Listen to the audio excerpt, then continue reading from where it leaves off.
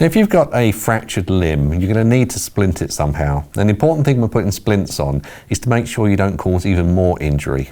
So if there is a broken bone in an arm, for example, then when you're putting the splint on, the idea is to mobilize it in the position you've got there. Don't go stretching it and pulling it to make the joint lay in line. So if you're putting any splint on, you need to be very, very careful that you're not going to cause more of a problem. Now, if it's the case of something like a leg, then you can put a splint on it, but basically all you're doing is you're immobilizing it until the emergency services arrive. So you can use something like this, which is a box splint, and the way this works is the strap's going over here, which you can undo, they're on Velcro. The foot is at this end, and this is for lower limb type fractures. Now this is very good. If there are any problems with the actual injury, you can also put padding in here as well. But this is a commercial version, but you've got another splint available, which is the other leg, the good leg. So you can always use the good leg as a splint and use triangular bandages just to tie it up, hold it in that position.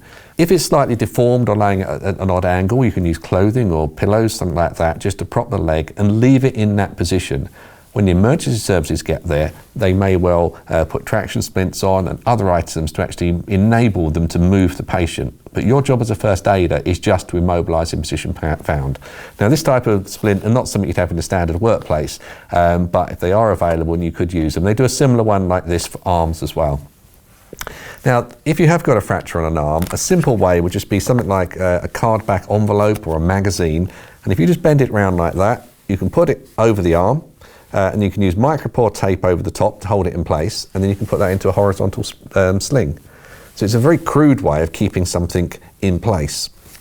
Other versions are a commercial version of that, which is this, which is a splint which you just mould it. It's aluminium covered in foam. So you can just make a bit on the end, put the hand, undo it. Then you mould it onto your arm to start with. So you just hold it in place, and then you can bring this bit around, and just mould it onto your arm. Now you're doing it onto your arm because if you started bending this and shaping it around someone else's arm who's got the fracture, that's going to really hurt them. Take into allowance the fact that your arm might be longer or shorter than theirs. So once you've got that, you can then take that splint, you can gently, with their help, pop the splint on, put the top bit on, and then you can use micropore tape again to hold that in place. The reason we're using micropore tape is it's very easy to tear. So if you did have to remove this in a hurry, you can do. And also if there's any swelling, you can again very quickly cut it. Once that's in a secure place, again, you can hold that in a horizontal sling. And using horizontal slings, we cover in other videos. Another version of this, another way of keeping an arm secure, could be the use of a pneumatic splint. Now, the advantage of these are they're very small. They do ones for lower legs and lower arms, and they work by applying pressure through blowing into here. So what you do with this is take the limb, put it into the splint itself, leave the fingers out because you want to be able to check capillary refill because you don't want to put this on too tight. And on the side is a zip. So all we're going to do now is just do the zip up. Once it's got it on there, zip that up where you need it.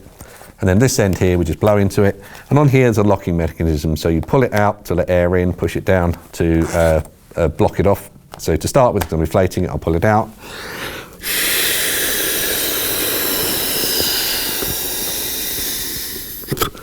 Once it's full, just push it back in. And now that's not only is it holding it nice and firmly, but also it gives it an element of padding as well. Now this is a full arm one. You can get half arm ones as well.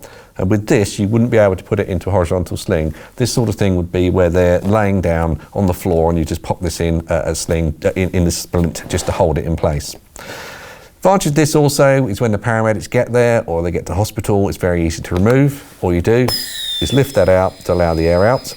Then you can just unzip it and then just lay it down. And now the arm is exposed. You haven't had to pull stuff away or cut away any dressings. So these are just an example of some methods of splinting. Now we're looking here with standard fractures, and we're not going to actually know it's fractured until they get to hospital. So it may well be that you think this is a fracture and it's actually just a strain or a sprain.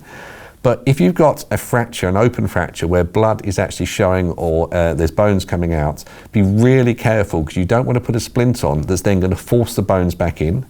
Also, you need to deal with the bleed. So the primary thing would be dealing with the bleed. So with that, you need to make sure that you put the relevant dressings on to keep it nice and clean.